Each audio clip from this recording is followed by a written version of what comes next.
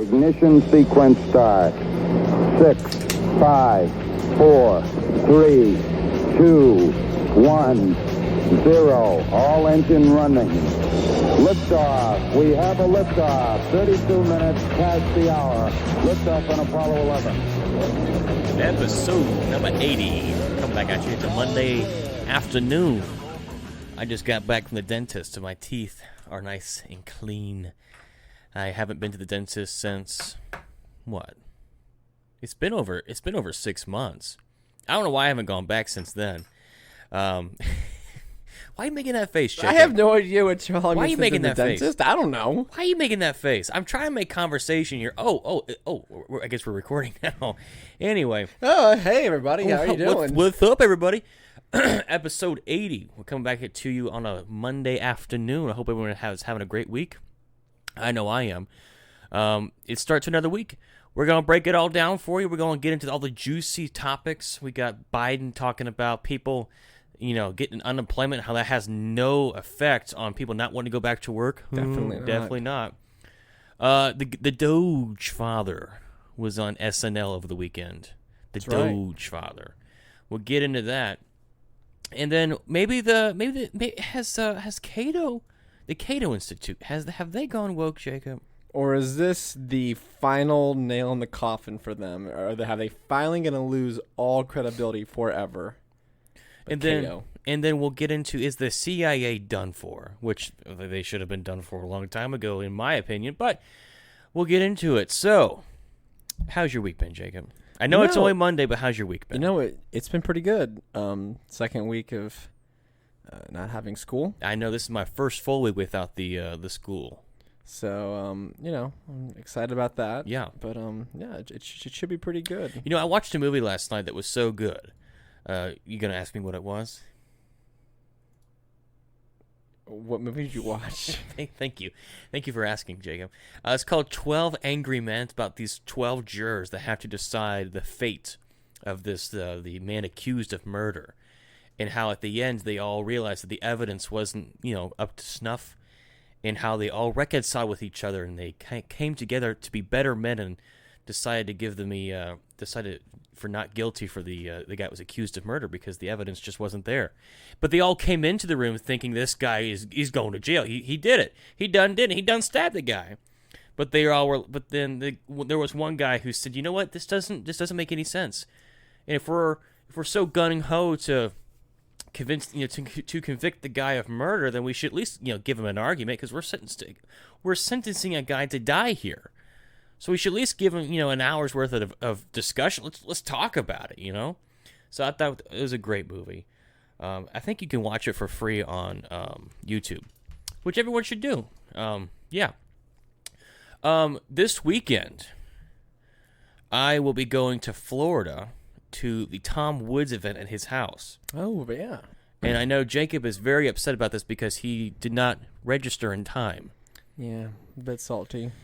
So he's a bit upset. So it's on Saturday. So when I come back next Monday, so next week, a week from today, possibly at this very exact time, I will give you a full recap of everything that happened, all the juicy details, everything that you want to know.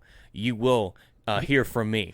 I can guarantee you I probably won't take any pictures. I won't take any video because I'm not that kind of person.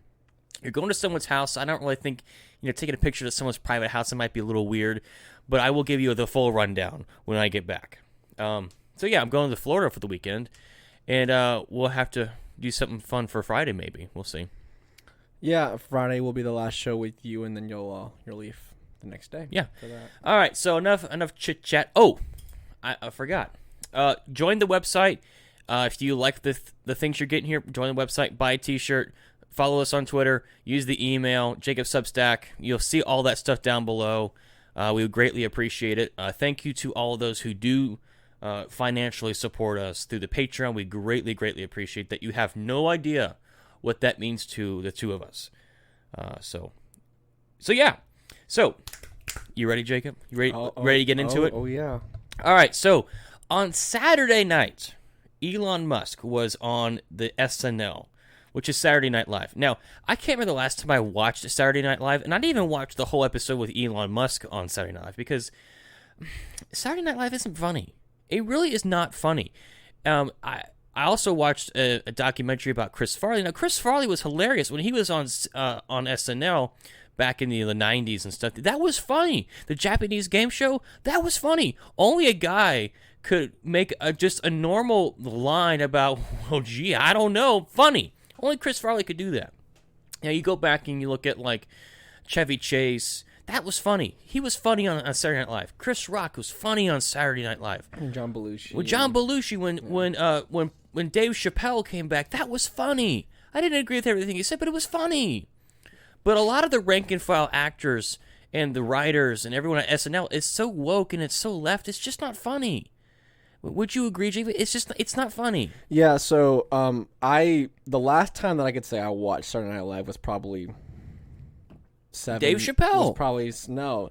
I didn't even watch Dave Chappelle. Really? I watched his little monologue thing, but that was it. And then I watched Bill Burr's little monologue thing. Bill Burr was great.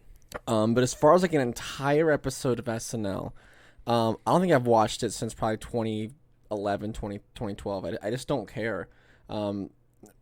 For me, I knew, like, obviously I was going to watch it because I wanted to see Elon Musk.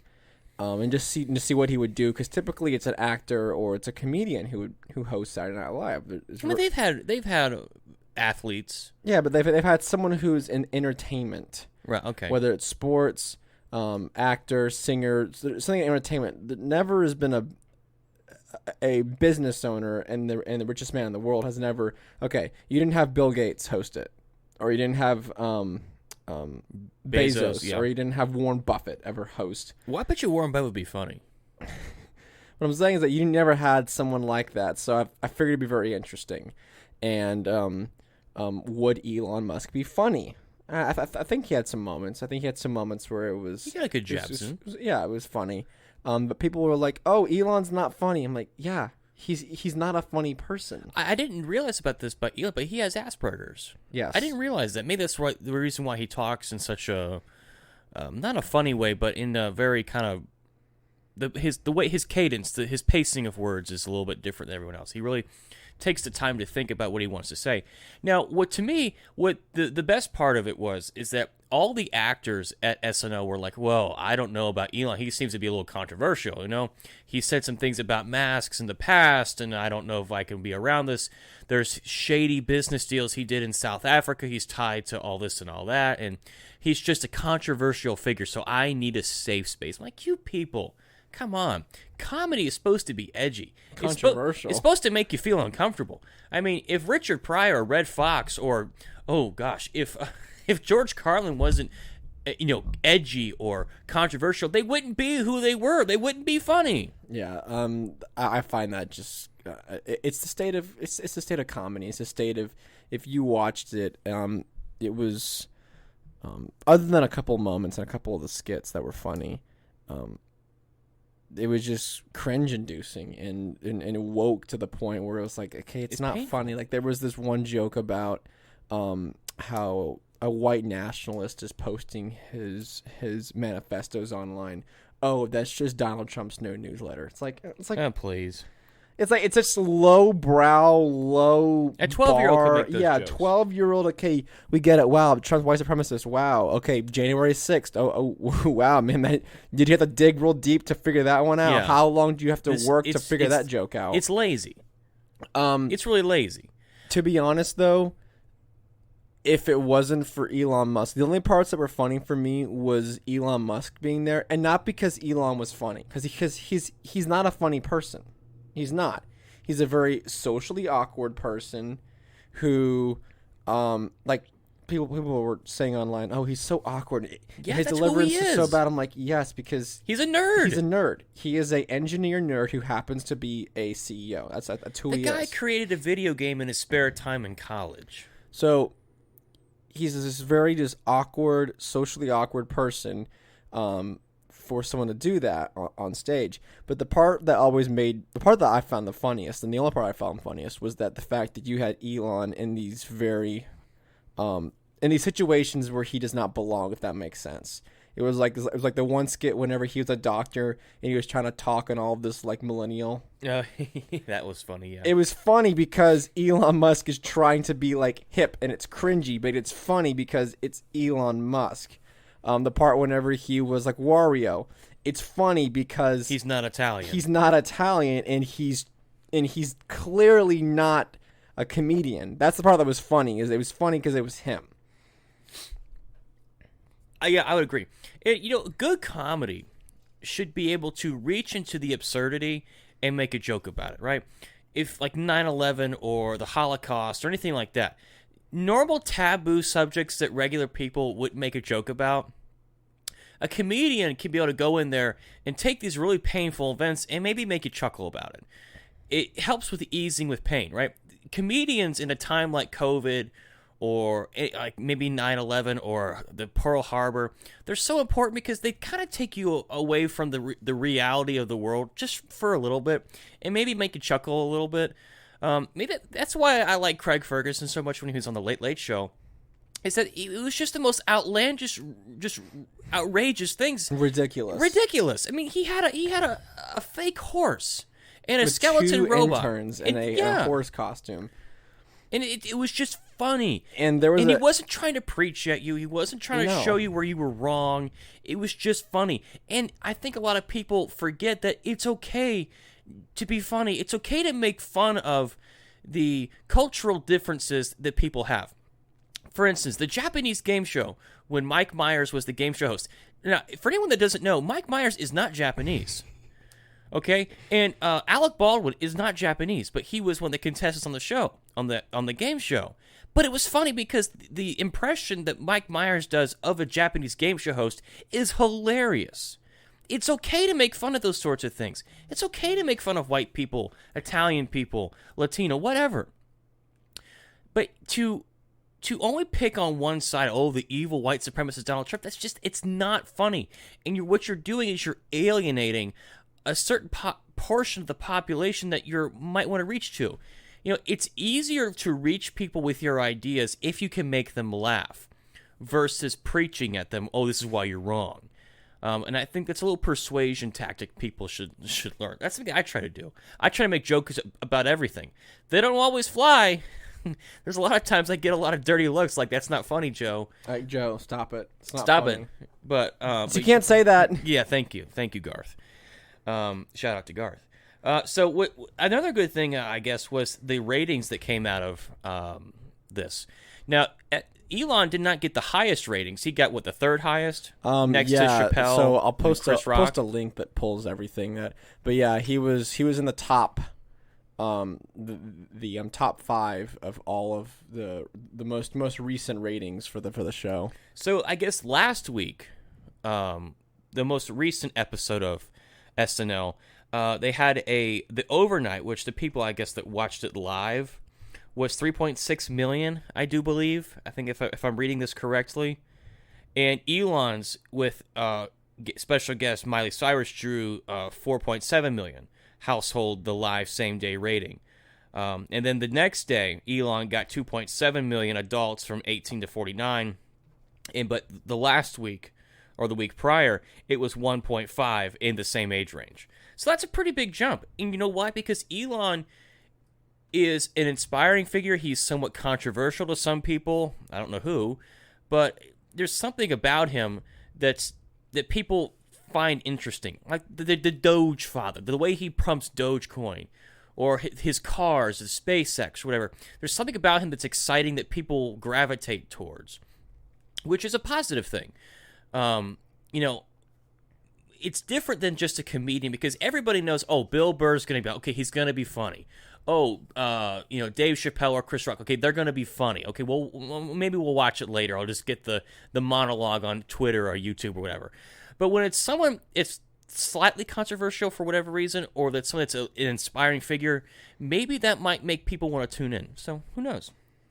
Yeah, I've never understood the controversy with him. I guess I think with the controversy with Elon Musk is that he is a part of that billionaire Silicon Valley class, but he doesn't subscribe to all of their ideas. wokeism, and he definitely was not on board with the pandemic. If those remember correctly, I think it's the plant in Fremont, California. That's their main plant when they make most of the vehicles for the United States. It was deemed non-essential and had to shut their doors. Well, for those of you who aren't aware, Tesla vehicles are in extremely high demand, and they actually have a hard time of building the things fast enough for their customers.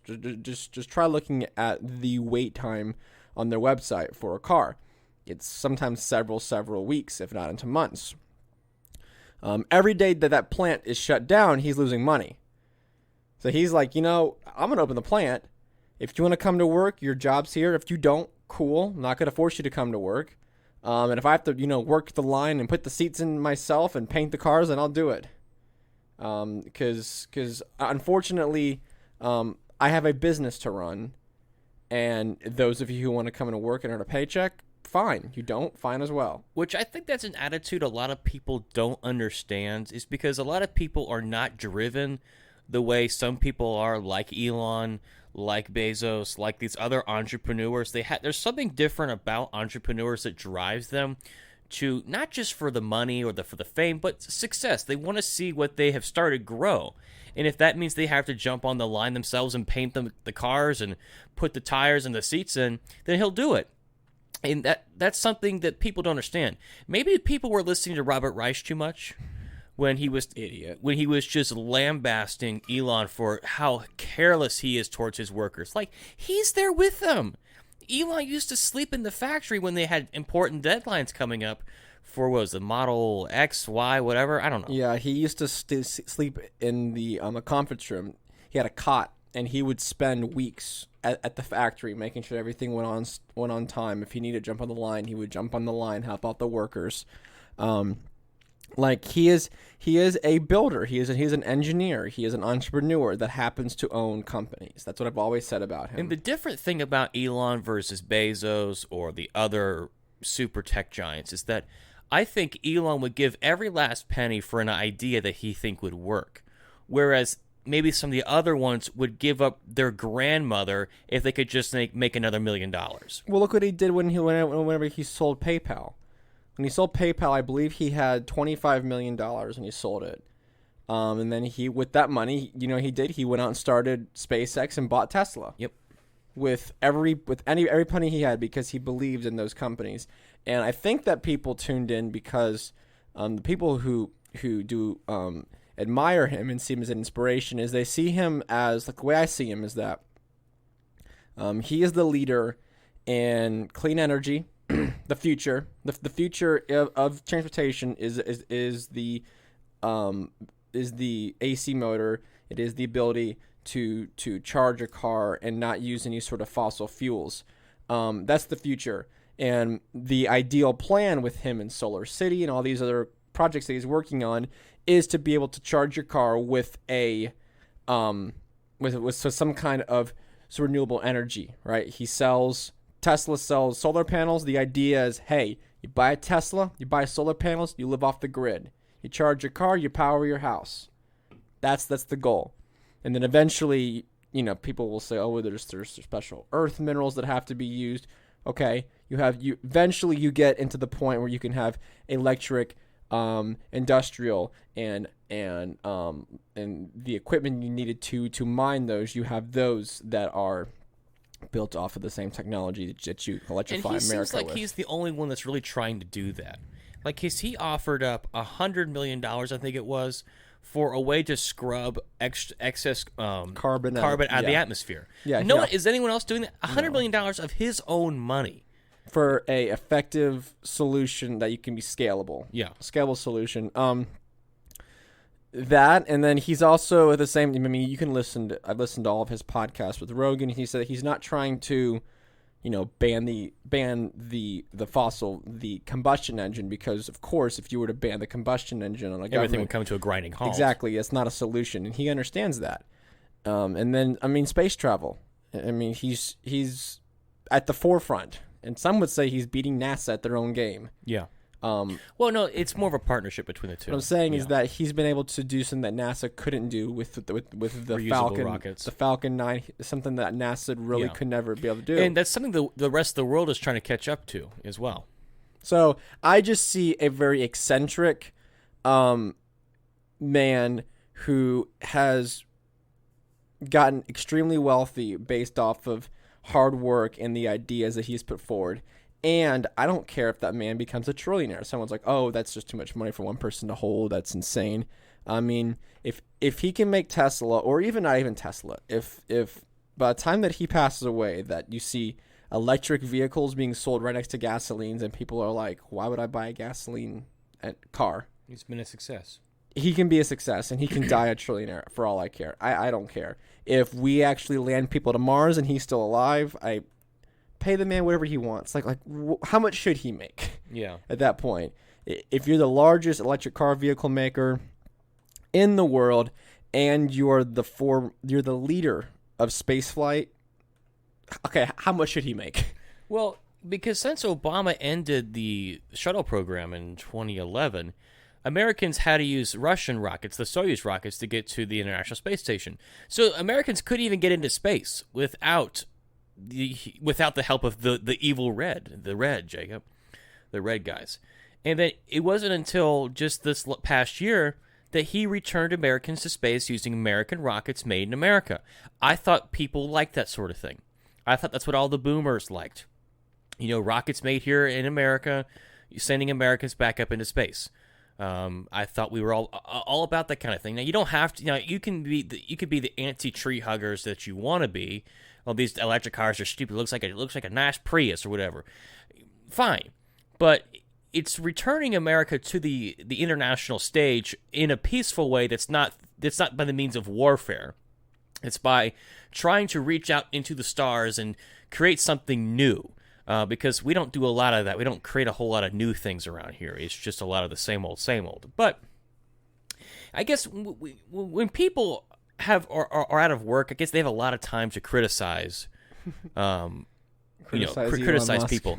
Because I don't know if anybody's noticed this, but unemployment is going back up. Have you noticed that, Jacob? Have you seen the numbers? Have you poured through the facts and the figures? I was here Friday morning and I watched the jobs report and everyone's like, how could this have happened? This make any sense? So they were predicting 250,000. No, they're predicting 1 million. I'm sorry, 1 million jobs for the month of April, and they got less than 250,000. They got 266,000. That's a big swing and a miss. Strike three, you're out. Yeah, it's like game over. World Series goes to the other guy. 27 ounce right there. 27 ounce in one at bat. Yeah. I mean, it's not even a hit by pitch. That's all outs right there. So the numbers come out, and everyone's freaking out. Now, the stock market still hit a record high that day, if I do believe. It did. Which does not make any sense. Here you have, you didn't even get half of what you're looking for as far as job growth, and everyone freaks out, besides the stock market. Huh. Interesting. So, Biden comes out today, and he says words. He says things. Unlike Trump, he doesn't have the best words. He doesn't have the best people. I have the best words. I say the best words ever. No one says words better than me. Yeah, they've been peer reviewed, and they're the best words by me, because of course no one knows better words than me. Good morning, your favorite president, Donald Trump here. Put Donald Trump back on Twitter, please. Yes, your favorite former president. Your favorite president here, Donald Trump. I'm back. I won the election. It was stolen. Okay. Anyway, so on Monday, today, Joe Biden said that anyone taking unemployment who gets offered a, quote, suitable job must take it or lose their benefits, after experts revealed that people making $32,000 before COVID could now earn more by staying at home. Wow. Oh, okay. My gosh. So here is a direct quote from our president. We're going to make it clear that anyone collecting unemployment who is offered a suitable job must take the job or lose their unemployment benefits. There are few COVID-19 related exceptions so that people aren't forced to choose between their basic safety and a paycheck. But otherwise, that's the law. So let me get this straight. It's almost like... So before COVID-19, so around 2019, you could get unemployment. I think it was maybe $300 a week. It was that was the federal bonus plus whatever the state. Oh, so gave in you. March 2019, the average weekly payment to unemployed person was $348, with combined federal and state unemployment benefits. That nearly tripled to $938 in March 2020 when Trump signed the CARES Act, a temporary economic plan that boosted weekly unemployment payments by $600, which is still an outrageous amount of money. It also gave unemployed people a one-off stimulus checks. The CARES Act expired in July, and the unemployment boost was almost half to $300 a week. Now they are $638 a week on average, and they will stay that way until September 6th because Biden extended the program until September. So if we do the math on this, that means someone who works 40 hours a week before the pandemic, now gets nearly $16 an hour to do nothing and stay at home. That's double the federal the federal minimum wage, which is $7.25. $16 an hour to stay at home and do nothing. That's more than I make right now. That's more than you make right now. And I can guarantee that's more than a lot of people in America make right now. If you had a legit reason to stay home, you can make more money to stay at home. Now, here's an interesting thing. So, I make less than that, but I'm still getting taxed on what I make, which is less. And that money that I'm taxed on is being sent to people who are making more than me, staying at home and not getting taxed. So I am subsidizing them to stay at home while they get paid more than me. And that's true for everyone that gets federal money taken out of their taxes, out of their paychecks. Which is basically everybody. Which everyone that has a job. So everyone's like, well, all these businesses are reopening. You got restaurants reopening. You got retail places reopening, stores reopening. You've got factories reopening. Everyone's reopening, but they can't find workers. I know everyone who is hearing this has seen, we're hiring, help wanted signs outside of businesses because everybody's hiring. There was a restaurant in California offering $21 an hour for a dishwasher. $21 an hour. I was hearing today that companies or trucking companies that move oil and gas around are facing driver shortages because they can't put people in the trucks to move gas. So you know what that means? The price of gas goes up. This is true across the board for almost in every industry in every sector. People don't want to go back to work because they can get paid a pretty good, decent amount to stay at home and do nothing. But do you know what's also interesting? Let's say you make $17 an hour. You're basically working for $1 an hour. Because you could be at home making $16, doing nothing. So you're working 40 hours a week for $1 an hour. Or where is the incentive to go back to work? Or if you were making $20 an hour, but you had to drive an hour to work, you got to pay for childcare, you got to pay for gas, you got to pay for maintenance on your car, you got to pay for food and lunch. Why go to work? Why not take that cut of money and just stay home? I mean, just stay home. So I'm trying to find it, but Jen Psaki, who is the press secretary, the very, very failed press secretary, was trying to run blockade for the Biden because this is their policy, and I will blame Trump because this is also his problem too. But Jen Psaki, how do you pronounce her last name? Psaki. Okay. Like the drink, sake. Ugh. Anyway, so here's what she had to say. We don't see much evidence that extra unemployment insurance is a major driver in people not wanting to return to the workforce. Then what is it? I'm serious. What is it? Okay, so I get some people are still scared of COVID. Okay, but okay, there might be a small portion of the population. But there's vaccines available. Get the vaccine. Get the jab. Grow up and get the vaccine, as we're being told by these, the self-righteous doctors here, by Fauci and others. Okay, you got the vaccine. You can socially distance. You can wear your mask. You can wear your face shield. You can wear your gloves. You can sanitize. You can wash your hands. That's all available to you. If you're working in a cubicle, I don't buy it. You can toughen up, okay? Come on. Rome wasn't built in a day. I'm sorry, but if our ancestors didn't come across the ocean in on ships, we all wouldn't be here right now. They had to go through much worse than we had to go through right now. The Middle Ages, it was pretty tough back then. Anybody seen Life of Brian? I mean, come on, it was pretty tough back then. Or what was the other Monty Python? The Holy Grail, not the Holy Grail. The Holy Grail. It was pretty tough back then. People were literally wallowing in their own feces. So I don't really buy this fact that people are concerned. I think they use that as a crutch not to go back to work. Now, if you have if you're compromised in any way through your health, let's say you were a smoker, you're hitting the menthols all the time. Let's say you've got the black lung or whatever. Okay, I get it. Maybe you shouldn't go back to work. But for the vast majority of people, the vast majority of healthy young people, you can go back to work. You can.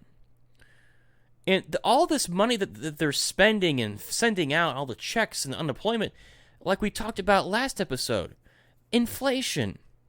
I was talking with somebody at work today. It's like, well, I'm worried about the taxes. I said, okay, the tax increases that Biden wants to do, that's a problem. Yeah, I'm against taxes. The only acceptable tax rate for me is 0.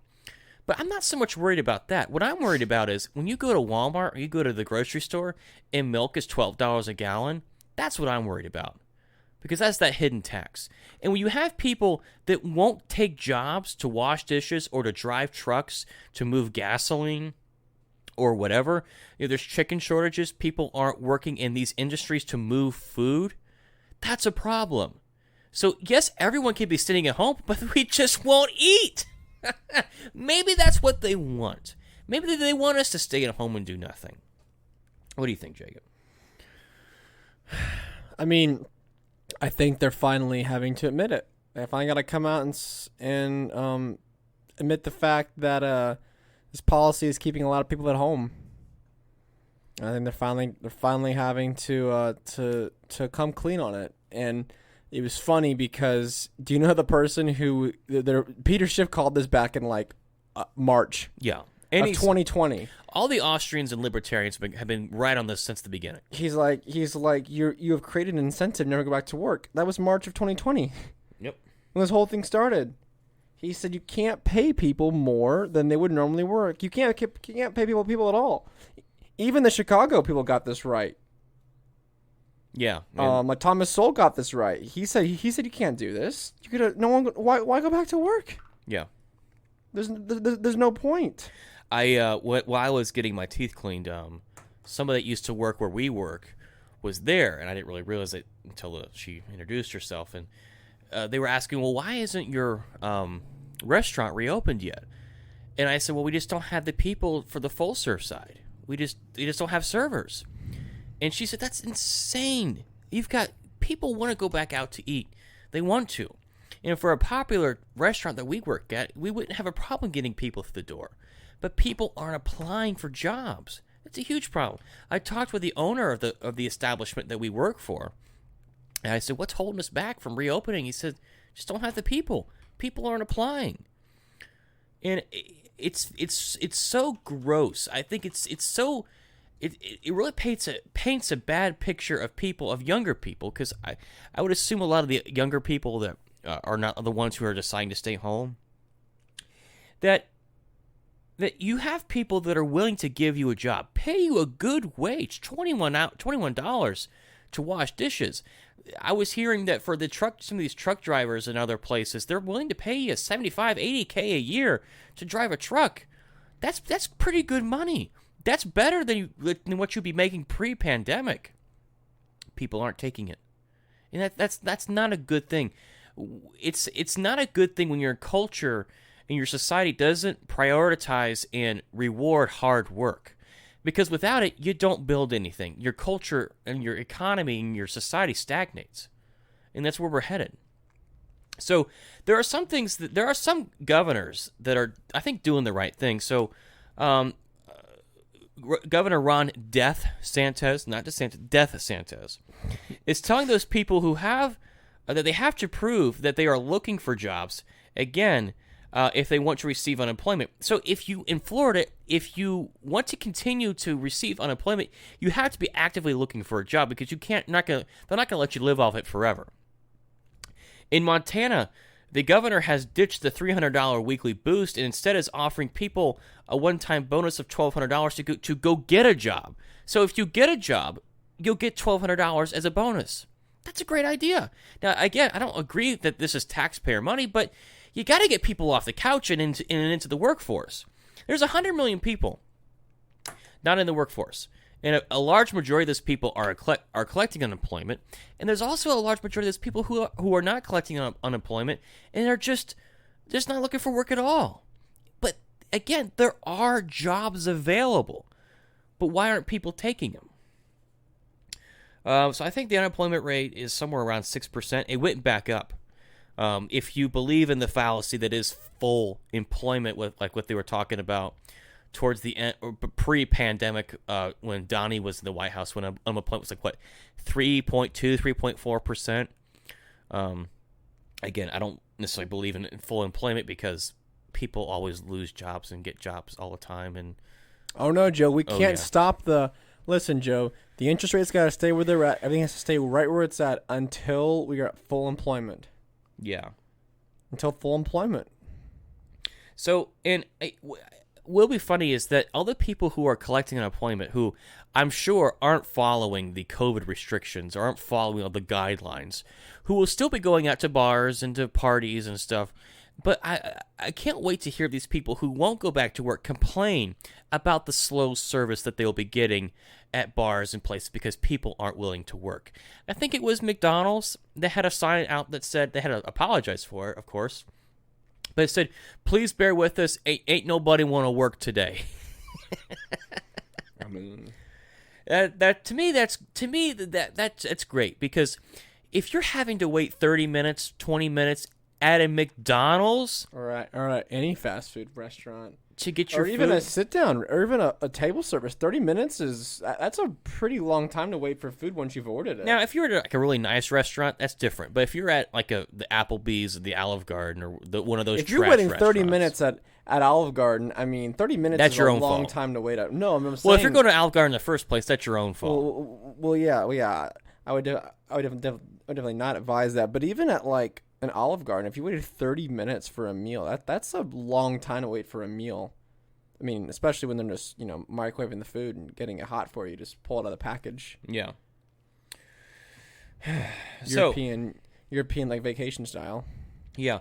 So I guess the way they're going to try to enforce this is that they're going to have the honor system, which basically That's saying going to work so great. It's saying that you're going to have to, from what I understand, from what the labor secretary is saying, is that you'll have to a self-reporting system where you'll say, "Oh, well, I'm looking for a job, but I ain't find nothing."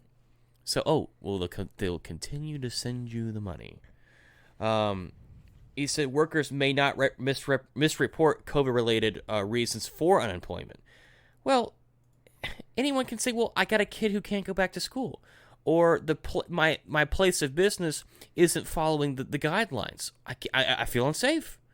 They can come up with every reason in the book, any excuse not to go back to work. So, and if a third of Americans have been vaccinated, I know I said this a minute ago, but if a third of Americans have been vaccinated, there's really no excuse anymore why people can't go back to work. A third of Americans have gotten the vaccine, and I would have to assume half of Americans have gotten the COVID through natural means and have some kind of natural immunity. So almost everyone has a way to deal with this because they've gotten it before. And the people are like, "Well, vaccine passports. Well, maybe that will be, a viable option." Well, if you're the Cato Institute, this is a good idea. Now, I haven't read the Cato Institute in I can't tell you how long. It's probably been a few years. The Cato Foreign Policy, you should got some good stuff. Economics, it's good stuff. It's more of the Chicago-esque school, even though Cato was founded, one of the founders was Murray Rothbard. But Cato is kind of a weird place because not one of the founders, but one of the people that runs Cato Institute is David Bose. He's an odd duck. Let's put it that way. I know Tom Woods isn't a huge fan of David Bose, which, looking at David Bose and looking at someone like, I don't know, the people at the Mises Institute, like a Walter Block or Jeff Deist or Hans Hoppe, like these people are interesting. You could actually hold a conversation with them, and they're not going to, because the people at Cato tend to be the more blue-pilled libertarians. A lot of the losers. The lull-libertarians, the loser brigade. Yeah, it's a lot of losers. Whereas the people at Mises are the hardcore cool chads. people. It's the cool people. So the Cato Institute came out saying that, we would be okay with COVID-19 passports if the government would just get out of the way and let the private sector. It said vaccine passports could be useful, but only if the government gets out of the way. Excuse me. So we're saying that the public storage of medical records accessed by corporations could be useful only if government wasn't involved. Right, because these major corporations and pharmaceutical companies have nothing to do whatsoever with the government. They are not in any way tied to each other. No. The fact that you cannot sue Pfizer because your skin is melting off, or that you have blood clots from J&J because the government is protecting them, that's not a conflict of interest at all. Here, I'm going to reword this. So I'm going to reword this in a way that makes more sense. Please do. Gulags could be useful, but only if the government gets out of the way. Indentured servitude could be useful. Slavery. But only if government gets out of the way. See how stupid that sounds now? Just because you say government gets out of the way does not make it a good thing. And this is not an issue of private property, not an issue of corporations.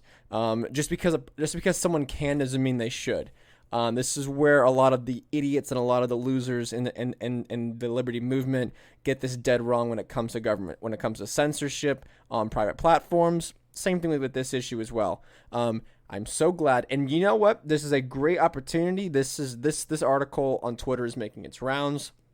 It's a good chance to get to see who's really serious about this liberty, to see who's really serious about this whole freedom thing. The idiots who are like, you know what? This article makes some good points. Or hey, have you read the whole article? It actually makes some good points. No, you don't title something like this. What happens when you have a progressive or you have a disenfranchised the conservative Trump supporter who's like, maybe I'll look into this libertarian thing. Cato Institute, they talk about liberty, and like the Cato Institute's official thing on Twitter says, a public policy research organization dedicated to individual liberty, limited government, free markets, and peace. All tenets of libertarianism. And they see an article like this. What does this say to them? You felt crazy. Why? How are you guys any different than the idiots on the left and progressives? How are you guys any different? No. Vaccine passports should be the biggest slam dunk, alley-oop, home run, open goal, any sport analogy. This should be the easiest thing for us to say, no, absolutely not. We do not support this. It doesn't matter if it's Joe Biden or it's Bill Gates and Microsoft or any of these other corporations. We do not support this. This is wrong, and we will fight this to the very end. I've already said in previous episodes about vaccine passports, I will have no hesitation to 100% boycott a business if they require me to prove my vaccination or medical status to conduct business with them, and whatever that looks like. And if I happen to own stock in that company, I will sell it immediately. Not even a question about it. I'll put a market order. I will take the loss on that market order. I'll put a market order on it. I don't care. That's how dead serious I am about this.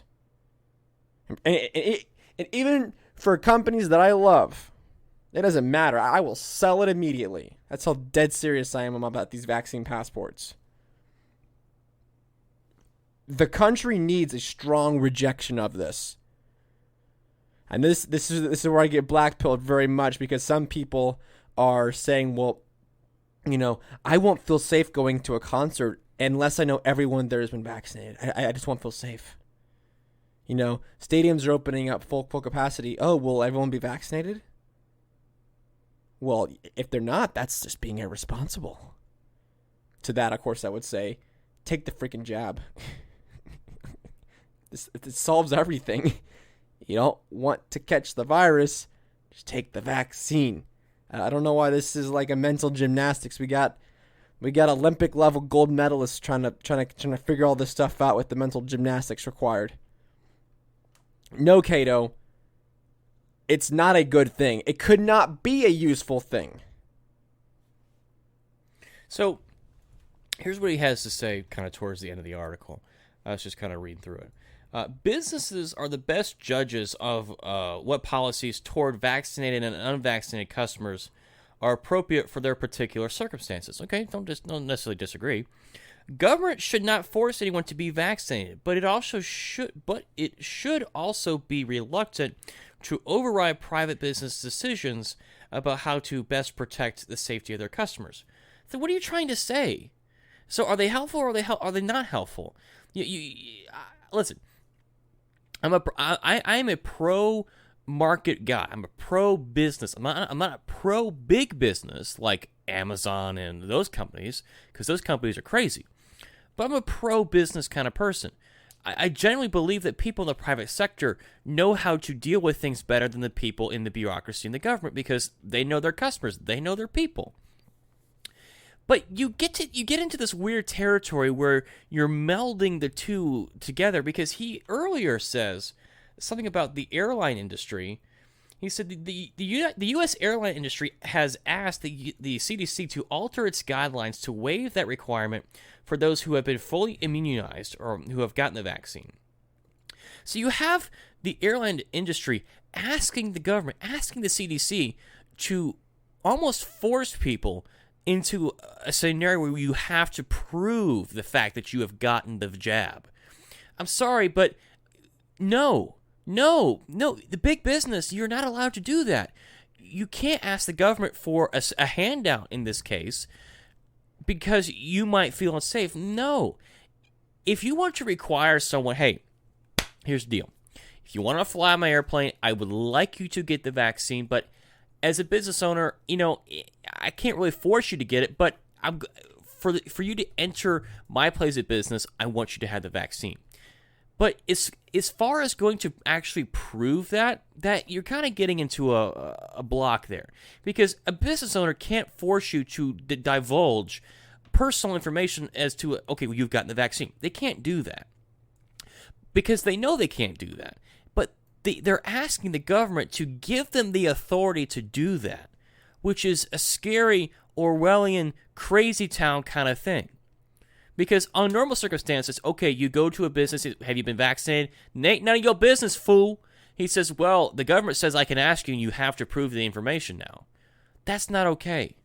That should never be okay. So let's consider and pretend that the airline industry and the government are by no way connected in any regards at all. Boeing has nothing to do with the military. Yeah, Boeing, complex. American Airlines, Delta, they have nothing to do. They don't even talk to the government. They don't know who the government even is. Yeah, the TSA who? Wasn't that the most heavily bailed out industry for I don't know how many years now? Oh, they're too big to fail. I got into an argument a year ago with some moron about this on Twitter. I said, let them go under. If all the airlines close, let them. That's like saying that Jamie Dimon doesn't know who Jerome Powell is or Janet Yellen is. No. Of course they know who they are. No. The airlines were never going to fail. There was no way the government was ever let them fail. They get bailed out. They get subsidy after subsidy. So there is no way to say that, oh, this is a private business, man. You can't claim to sit there and say, oh, private business, while at the same time, you are in bed with the government with all the subsidies and the handouts and all their crap they give you. This is where some libertarians go wrong, is that this is the autistic side of things. Every libertarian suffers from some form of autism when it comes to anything that we talk about. Like when I'm at work, someone will say, Joe, what do you think about taxes? I'm like, it's theft. It's the first thing that comes out of my mouth. And they're like, wait, what? it's that form of autism. You have the automatic response to questions, rapid fire, ready to go. And this is where they see, okay, yes, business, the private sector, that is the way to solve things. But they miss the fact that there could be some kind of collusion going on here. I don't know how much more we can harp on this. Or the fact that they shouldn't be doing it in the first place. Yeah. Just because a private business is a private business doesn't mean I have to like it. Doesn't mean I have to agree with it. My steak was cold. Private business. Again, another example. You can give another example? Please. Let's just say that you had a company like Bank of America or some type of financial services bank that you owed a lot of money to. You were in debt to Bank of America. Could Bank of America sit there and say, well, to pay off your debt, you're not going to work for free for us for X amount of time? Do you think that would be okay? Oh, it's a private business. They can do whatever they want. They agreed into a contract to do indentured servitude for 5 years because somebody owes Bank of America $100,000. They're not going to live at Bank of America headquarters and work for them for 5 years without getting pay.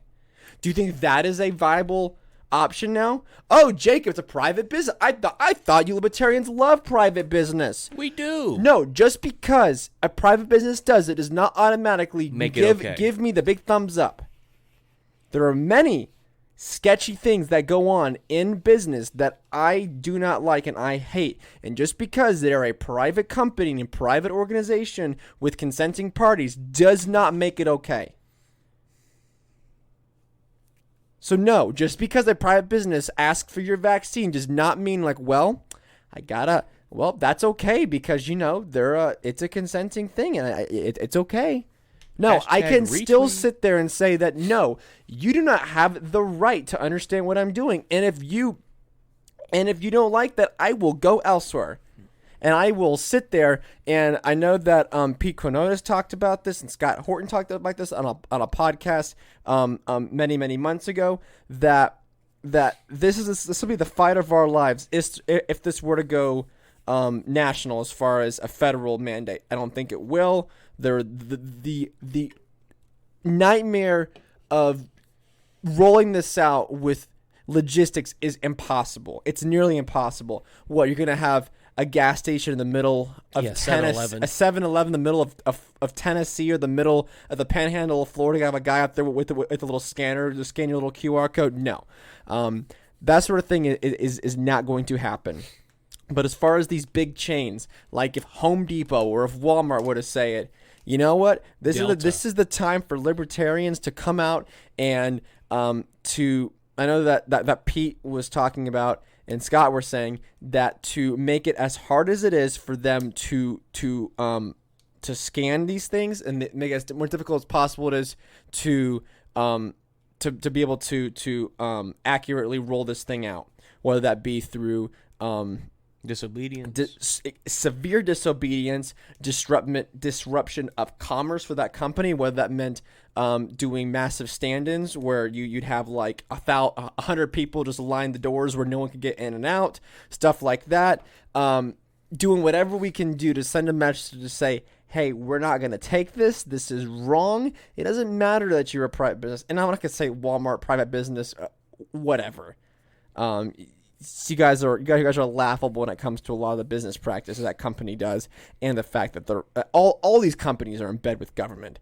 They all get special handouts. The fact that Walmart was allowed to be open and be an essential business while everyone else had to shut down is more evidence to know to that maybe there was a payout that they were done. Say, hey, don't touch us. We'll promote you through some kind of union bid or we'll work something out with you guys. Just don't come after us. But yeah, the little mom and pop hardware store, yeah, they're not essential. They got to close. It's kind of like how amazing it is that businesses went woke first.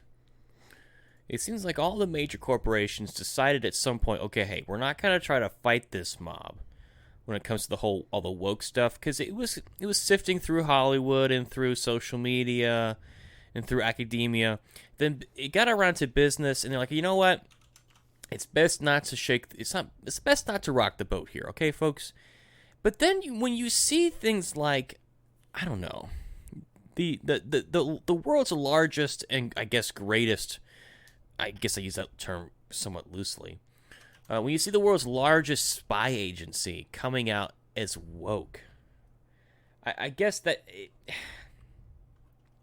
you realize that maybe there's something wrong with the simulation that we're living in here. If we live in a simulation, I mean, if that's real, maybe the people who are writing the code right now are just, tripping on acid or something. But I don't know if people saw this or not, but the CIA released a recruitment video. The CIA, the Central Intelligence Agency, the number one spy agency, intelligence gathering agency, the chief torturer of the hand of government, released a video for recruitment that was chock full of woke overtones of this lady, this 36-year-old officer who ticked off a series of left-wing buzzwords by boasting that she can wax equivalent on complex legal issues because she's a woman of color. Because I'm a mom. This is what she said. I'm a mom. I'm a woman of color. I'm a cisgender millennial who has diagnosed with generalized anxiety disorder. I am intersectional, but my experiences is not a box-checking exercise. I did not seek into the CIA. And she says she suffers from imposter syndrome. My employment was not and is not a fluke or a slip through the cracks. I am educated, I am qualified, and I am competent. Now, I encourage you to go watch the video. I think you can find it on the Tweety, on the CIA's main page or whatever. Now, grab it back because you'll want to hurl at some point if you're a sane, rational human being. But it's amazing how everyone is now seeing this video for what it is. The CIA, I'm being more and more convinced that this whole woke thing was a corporate plot. But you're seeing now once and again that the CIA, the people who are in charge of torturing people, the people who are in charge of killing people and gathering intelligence for the state, are now sending woke messages to garner support, because what they're doing is saying, oh, well, this is how they shift things, and it's actually quite brilliant on their side of things, because, well, I mean, they're the CIA, they should be good at this kind of thing. Disinformation. So they'll send out these messages and saying, and if all this woke stuff, and if you attack it, they're saying, well, you're kind of a bigot. Well, no, I couldn't care less who this lady is and her background. I'm against the CIA. I think what they do is terrible. But you'll be attacked as sexist, misogynistic, racist, homophobic, whatever. Because everyone knows that if you say these things, oh, I'm woke, I'm progressive, well, now you're no longer to attack them or the institution that they work for. So now you're going to have, now it's not the memes are literally coming true. You've seen all those memes where it's the bombing, these planes going on bombing runs, but yet on the planes it has the rainbow flag, it has BLM, it has, coexist or Black Lives or, It's true. It's true. It's all true now. So now we can all rest assured now that the people who are torturing people, the people who have tortured children, the institution that has done that is now all in favor of intersectionality and hiring people who are cisgender or who might have a different gender or who might identify as something other than human, who have all these crazy outlandish ideas that are anti-human and anti-humanity and Western civilization. It's okay. Now people will defend this. This is quite literally the definition of insanity. So, Jacob, can you explain to me why on earth they would want to do this sort of thing? I mean, buy off the woke mob. Appease to them, so that way it's funny how over the course of a few short years, good liberals and good progressives, there are still some good progressives out there who see through all this, guys like Jimmy Dore and Matt Taibbi and Glenn Greenwald. They don't fall for this. Like, so Jimmy Dore's not gonna be like, oh wow, so do you have a black person now as a head of your defense department? Well, that makes everything okay now. No, these guys are smart and they actually know what they're talking about. It's a way to distract the idiots. Yeah, and I'm seeing some of the comments on Twitter, and they're getting eviscerated, which is a beautiful thing. Here's one. It says, "Hi, I'm from the CIA. My preferred pronouns are coup, assassination, and death squad." They forgot waterboard in there. That's a good one. I'm not gonna read that one. I can't read that one. Let's see. the Mises Caucus. We're not falling for woke imperialism. Remember Vault 7? I don't know what that is. Recoverdale. Thank God for cocaine import. And thank God the cocaine import agency is woke. There you go. Because in the 80s, the CIA was heavily involved in importing cocaine into minority communities in the 80s. And that led to a lot of incarceration. And it was self-inflicted wound. It's like the CIA doesn't care for its own people. Probably not. Huh. Anyway, so yeah, I mean, I don't know what else I have to say on that other than the CIA should be abolished, and these sorts of things are just, it's a distraction from what's really going on. Because, like I said, it's a distraction from what they're really doing and what they think they want you to, what they think they want you to think what they're doing, if that makes any sense. Don't look over here where we tortured people and we've, overthrown, governors or governments, and where we have slave trades and stuff now because of our actions. Don't worry about that. But we have a new recruitment policy. We're going to be more diverse in how we hire people. If you fall for this kind of stuff, you shouldn't be able to vote. I mean, I'm serious. This is why democracy is stupid. Yeah. Another reason why democracy is so stupid. Because if you fall for this, you think, oh, well, maybe they're turning the corner. No! They're still doing the awful, evil stuff they've always done. But, Joe, now the bombs have a rainbow flag on it. Oh, thank God for that. They're so much different now. Gay bomb. Alex Jones was right again. He talked about the gay bomb. Gay bomb. That's a funny look. Seriously, if you go look up Alex Jones talk about there was an operation apparently where they would have bombed the enemy with these estrogen bombs, and it would cause the men to be turned homosexual. It was funny. Gay bomb. I have no idea if it's real or not, but it's called the gay bomb. Go look up gay bomb. Alex Jones was hilarious. Yeah. All right, so let's wrap it up, Joe. Let's wrap it all up. So, folks, thanks for listening. Please like, subscribe, give us the 5-star thing if you can. It's the 5-star. We're a 5-star show. That's right. We're a 5-star show. Please share with your friends, your family, your loved ones. We want to grow the show. Thank you guys for listening. Please follow us on the Tweety. Get on Jacob's Substack. He just posted probably his best piece, and I want to take some credit for it because I think I originally said that conservatism is a grift. I think I originally said that, so I will take some credit for that. But it is a fantastic piece that he has written. And he's cooking up another one right now as we speak. He's got it in the oven. It's stewing and it's brewing inside of his mind, and he's putting it forth onto digital paper via his fingers. So be on the lookout for that. Grab a T-shirt. Grab the merch at the Teespring store. Send us an email. We want to do another Q&A soon, so please send us your questions, comments, and queries. For episode 100 might only just be a Q&A. Actually, we might do a live Q&A maybe or something like that. Maybe just tease you guys out. Well, don't give it all away now.